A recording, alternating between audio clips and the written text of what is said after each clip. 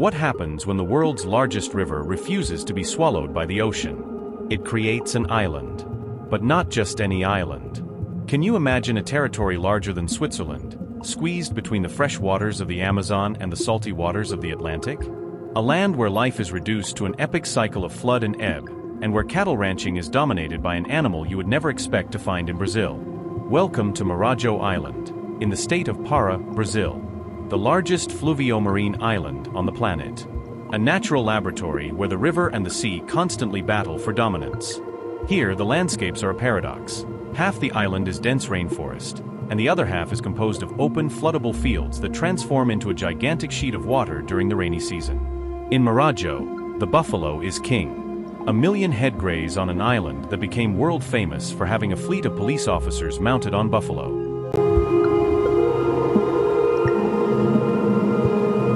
Although Spanish navigators sighted it first, the formal colonization of Marajó Island was carried out by the Portuguese, especially in the 17th century. They arrived to consolidate control of the mouth of the Amazon River and, over time, transformed the territory into the first large cattle ranching area in colonial Brazil. The struggle for control of the island was marked by violent conflicts with the Marajó indigenous peoples and their successors. The most visible legacy of this colonization is the architecture of the large cattle ranches, adapted to the flood cycle. And does this indigenous legacy persist? Yes, the indigenous reserves are still there. Despite centuries of contact and conflict that decimated the sophisticated Marajó culture, groups such as the Arawa, Nhengatu, and Tem still maintain recognized territories and reserves on the island. What the visitor finds in Marajó is a mosaic of cultures: the Portuguese heritage of the ranches, the influence of the caboclo culture, and the persistence of the native peoples, who fight to maintain their identity and their knowledge of the forest and water. What is the relationship between Marajó and the Pororoca tidal bore? The relationship is direct and fundamental. The Pororoca phenomenon, which we explored earlier, watch the video in the car to understand how Amazonian tsunamis form, occurs in the surroundings and rivers of Marajó Island. The reason Marajó is so large and fluvio-marine is that the Pororoca and the strong tide of the Atlantic push the sediments of the Amazon, forcing them to settle and compact. The Pororoca is, therefore, the destructive force that erodes the banks, but also the constructive force that, over millennia, has helped to form and sustain the island itself. It is the beating heart that defines the rhythm of life. The island's destiny is literally shaped by the battle between the river and the sea, creating a dynamic of life that doesn't exist anywhere else.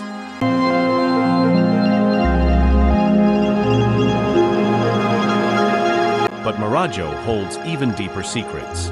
This island was the cradle of one of the oldest and most sophisticated pre-Columbian civilizations in Brazil, the Marajó culture, which left a legacy of astonishingly complex ceramics. The largest fluvio-marine island in the world. The term is a geological combination, and the name itself is the key to its mystery. Fluvio refers to the river, and marine refers to the sea. Marajó Island was not formed by volcanoes, like the Hawaiian Islands, nor is it purely oceanic, like the Caribbean. It is a colossal creation generated by the collision and coexistence of the Amazon River and the Atlantic Ocean. It is the end result of this furious encounter that we saw in the Pororoca. To get an idea of its uniqueness, most famous islands fit into simpler categories. Continental islands, like Great Britain, which were connected to a continent and separated. Volcanic islands, like Hawaii, formed by underwater eruptions. Marajó is neither. It is a direct product of sediment. The island formed and grew with the immense amount of mud, sand, and debris that the Amazon River carries from the Andes Mountains and the rest of the continent. When this entire volume of sediment reaches the river mouth, the force of the Atlantic Ocean tides prevents the river from spreading the load out to the open sea. Instead, the tide acts as a giant barrier, depositing and compacting the sediment, layer after layer. And the size? Marajó is an absolute giant. With approximately 49,000 square kilometers, it is larger than Switzerland or Belgium. It is so large that its interior has different ecosystems, ranging from dense forests to vast flooded fields. In Marajó, you can drive for hours and still not reach the sea. You will still be in the middle of one of the largest meeting points of fresh and salt water on the planet. The name Marajó also carries ancestral significance, likely derived from the Tupi language, and is a testament to a land that has always been defined by the power of water. The island is, literally, the gigantic delta that the Amazon River formed when it surrendered to the sea, But with a caveat: the river did not surrender completely. It created its own kingdom in the midst of the struggle.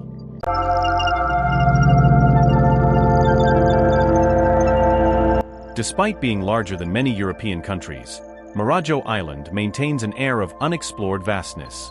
Its total population is relatively low for its size, totaling around 250,000 inhabitants, spread across 16 municipalities.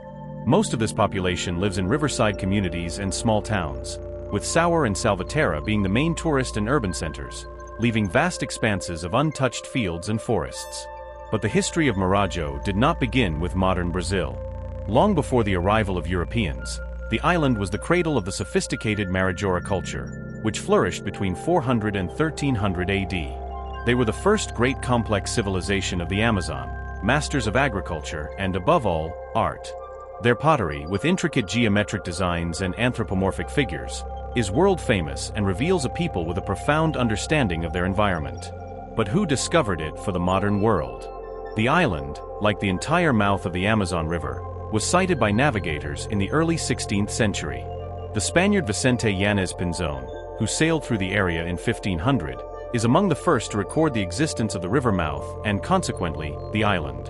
However, its exploration and formalization in European cartography occurred throughout the Portuguese colonial period, with expeditions of conquest and the recognition of its strategic importance. And here are two fascinating curiosities about life on the island. The first is the buffalo enigma. Why did the Asian water buffalo become the most representative animal of a Brazilian island?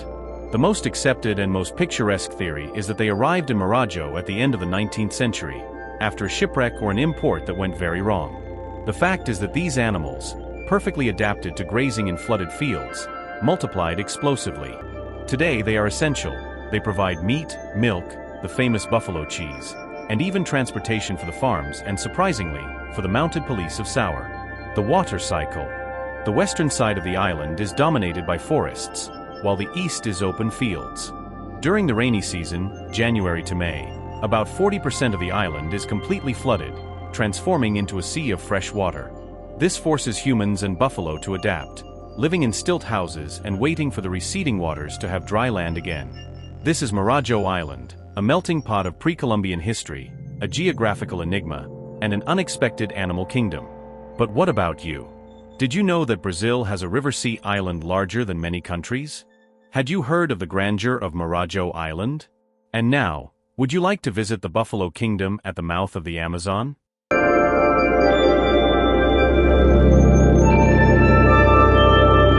We have reached the end of our journey on Marajó Island. We have seen that this island, larger than many countries, is a masterpiece of river engineering. It is a kingdom where the ancestral history of the Marajó culture merges with the modern reality of the farms, all dominated by an unlikely king, the buffalo. The future of Marajó is, as always, in the hands of the water. And the question is, does this land of giants continue to grow? The answer is yes. Thanks to the gigantic volume of sediment that the Amazon River carries from the interior of the continent, the island continues to gain material at its mouth. It is a continuous process of accretion and erosion. The river and the sea compete for every square meter, ensuring that Marajó is never a static place. This dynamic is what defines Marajó. It is the constant cycle of flood and ebb, of creation and destruction, which demands extreme adaptation from all life on the island, from humans to animals. Ultimately, Marajó is the epitome of Brazil, a place of immense size, rich culture, and unexpected biodiversity. It is proof that life always finds a way, even if it requires the presence of 1 million buffalo. This island is not only the largest river-sea island in the world. It is geological evidence that, at the mouth of the Amazon, the river and the sea do not embrace. They coexist in a perpetual struggle. And so we come to the end of another adventure. What an incredible place we visited today, wasn't it? I hope you felt the energy and beauty of this destination as much as I did. If you enjoyed traveling with me without leaving home and want to explore many other paradises around the world, don't forget to subscribe to the channel. It's free and you'll be sure not to miss any of our upcoming expeditions. In addition to subscribing, leave a like if this video showed you something new and tell me in the comments, what was your favorite part of this trip? Or what place would you like to visit in our next destination? Until the next video.